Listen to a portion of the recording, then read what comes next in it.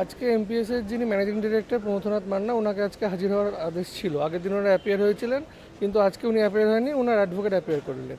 ওনার অ্যাডভোকেটের যে বক্তব্য ছিল যে ওনারা এই যে টাকাটা তুলেছেন সেটা সব কিছু রুলস অ্যান্ড রেগুলেশন মেনে তুলেছেন। বাট আজকে সেবি ওখানে অ্যাপিয়ার করেছিলেন, ওনাদের অ্যাডভোকেট অ্যাপিয়ার করেছিলেন।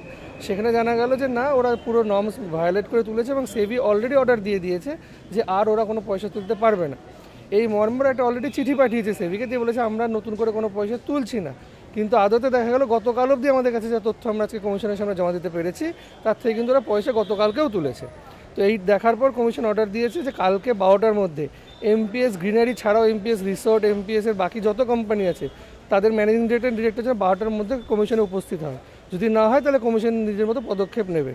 এবং বিধাননগর পুলিশ কমিশনারকে বলা হলো যে ওনাদের নামে 2টো এফআইআর হয়েছে আপনার লেকটাউন পিএসে, সেইটার বিষয়ে কী করা হলো, একটা যেন কম্পিটেন্ট অফিসার দিয়ে সেটা কালকে 12টার মধ্যে বিধাননগর পুলিশ কমিশনার জানায় যে এই যে এফআইআরগুলো করা হলো তার ভিত্তিতে তারা কী পদক্ষেপ নিয়েছে। মোটামুটি 1600 কোটি টাকা, তার বেশি তো কম নয়, যা লাস্ট অব দি হিসাব। কেন এক্স্যাক্ট ফিগার তো তারা সেবিকেও জমা দেয়নি, আমাদের কাছেও তথ্য নেই, বাট 1600+ কোটি টাকা তারা তুলেছে বাজার থেকে। অরিন্দম দাস।